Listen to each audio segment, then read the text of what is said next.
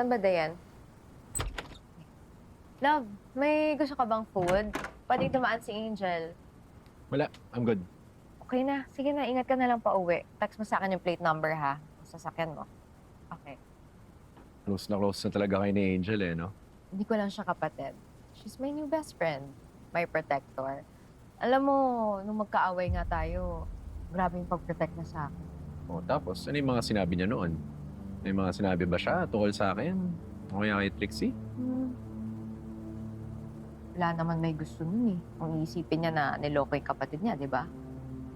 Well, yeah. Pero hindi niya ba naisip na bawian ako o kaya si Trixie? Di ba yung nangyari katulad nung dati? Yung binato niya yung kotse ni Trixie? Nasabihan ko na si Angel dyan. Sabi ko, huwag siyang impulsive. And hindi ba siya ulit nagpakita ng violent streak? Bakit pa ganyan mga tanong mo kasi? May kailangan ba akong malaman? Wala, curious lang ako. Kasi syempre pagdating sa'yo, napaka-protective ng kapatid mo. Actually, alam mo bagay nga sa kanya yung pangalan.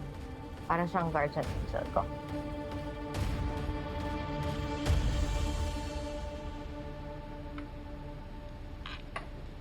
Kuya, akala ko ba hindi ka na ulit magsisinungaling sa misis mo? Bakit di mo pa sinasabi kay Ate Vanessa yung alam? Kasi mahirap magbintang na walang ebidensya.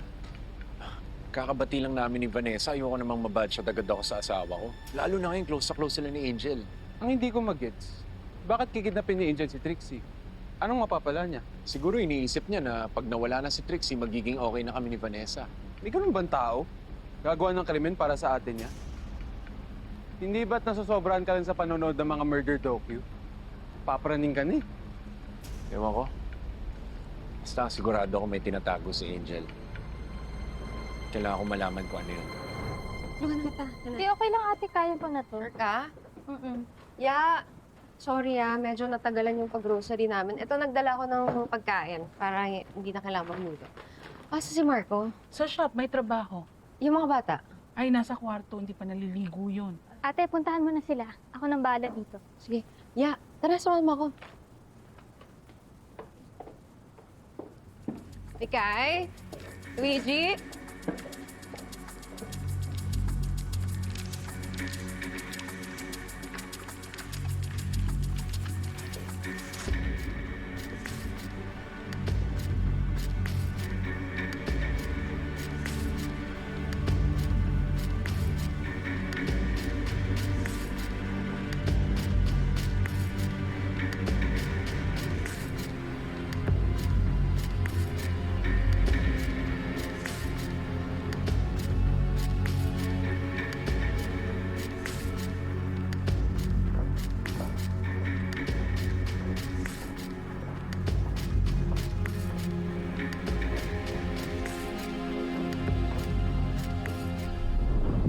Diyan.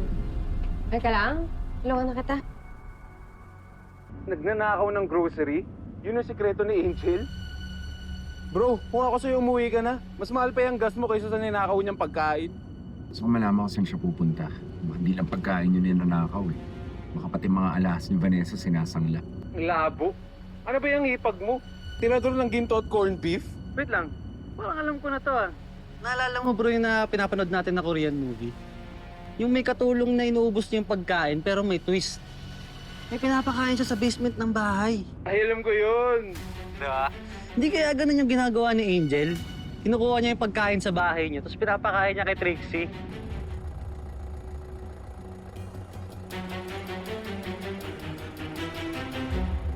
Hello kuya, ano naganap dyan? Bro, okay ka lang? May nahanap siya. Sino? Hindi kaya nyo kasabot niya sa pag-kidnap kay Trixie? Bata! Sumakay ka na lang sa akin. Bakit po? Sumakay ka na lang sa akin. Bibigyan kita ng pagkain. Kumari masaya ka nakita ako. Sige po. Parang masaya ka. Ngiti, ngiti. Ngiti ka. Sige pa, lakihan mo yung ngiti mo. Ayan, apiran mo ako. Dali, apir. Ayan, ngiti, ngiti. Oh. Sige pa, ngumiti ka lang. Kumari masaya ka. Ayan. Oh, isa pang appear.